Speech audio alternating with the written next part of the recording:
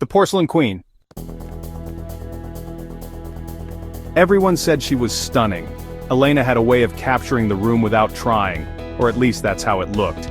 Every hair was in place, every smile calculated just enough to seem effortless. She had charm, poise, elegance. People envied me for being married to her. "You're a lucky man," they'd say, and I'd smile because what else could I do? The truth was, I used to think so too. In the beginning, she was everything: passionate, magnetic, brilliant. She made me feel like the only man in the world. She'd pull me into her whirlwind life and make me believe I belonged in it. But it didn't take long before the mask began to slip. She didn't want a partner. She wanted a fan, someone to praise her beauty, laugh at her jokes, orbit around her needs without question. I wasn't a husband, I was a prop, a background character in her story. She'd cut me down with compliments. "You looked good in that suit for once. You're lucky I keep you around, you'd be lost without me." It always sounded like a joke, until it didn't. Every disagreement turned into an attack on her. If I was upset, I was being dramatic. If I needed space, I was abandoning her. If I made a mistake, any mistake, she'd bring it up for months, years even, twisting it into a weapon.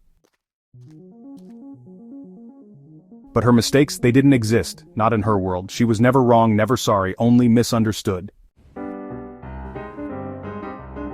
She was a master of manipulation. If I confronted her, she'd cry, accuse me of not loving her enough, tell her friends how cruel I was behind closed doors, and they'd look at me differently after that. Like maybe I was the problem.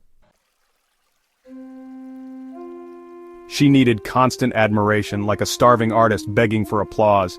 And if I didn't give it, she'd find it elsewhere. Flirtations, secrets, subtle punishments. Then come home and act like I owed her something. I stopped talking about how I felt. It wasn't worth it. I stopped bringing up problems. They always became my fault anyway. I learned to walk on eggshells, smile through the quiet loneliness, nod when she wanted praise, disappear when she didn't. People saw us and thought we were the perfect couple. They didn't see me lying awake at 2 a.m., wondering how someone could make you feel so small without ever raising their voice. They didn't hear the way she mocked me when no one was around. They didn't feel the coldness that crept in after years of being invisible in your own marriage.